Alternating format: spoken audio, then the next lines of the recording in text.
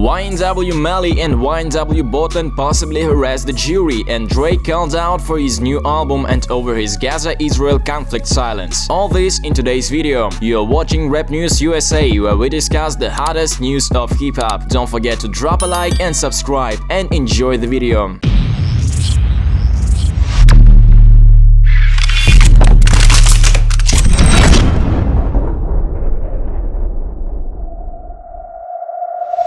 YNW Melly's case has seen lots of drama, and prosecutors are now hoping to minimize that, proposing the names of jurors remain confidential. The state attorney's office filed a motion to keep the names of every juror sealed throughout the retrial, so that they won't, quote-unquote, be subjected to improper outside influences or harassment. This was most likely connected to the police finding a notebook with information about each juror from the first trial when they searched YNW Budden's home for witness tampering last week. We spoke about the witness tampering charges in more detail in a previous video. Now this really is a full-blown detective movie with plot twists. At this point we can only wait and see what comes up next. But once again, things are looking bad for Melly.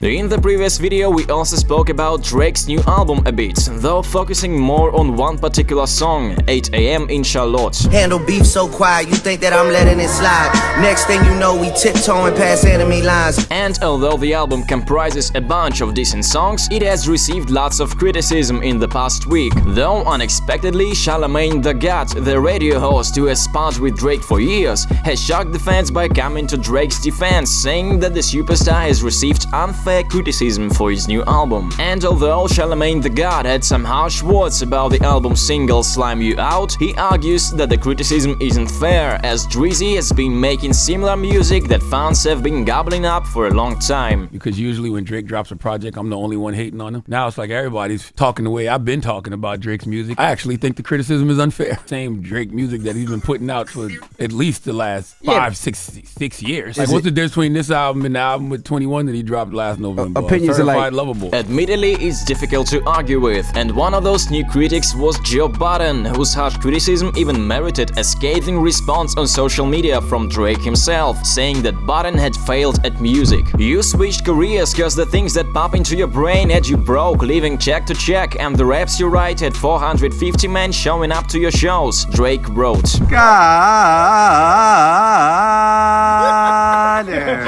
But the mere fact that Drake had something to say in response also hasn't gone unnoticed. Drake, along with DJ Khaled, have been called out by DJ Vlad on Twitter for their silence regarding the current conflict between Israel and Palestine. Vlad said that because Drake was brought up Jewish and Khaled is Palestinian American, they should speak out. Has anyone noticed that the most famous Jewish person on earth, Drake, and the most famous Palestinian person on earth, DJ Khaled, haven't said a single thing about the Gaza-Israel conflict? It's not like Drake is too busy. He's been writing paragraphs about Joe Budden hurting his feelings about his new album.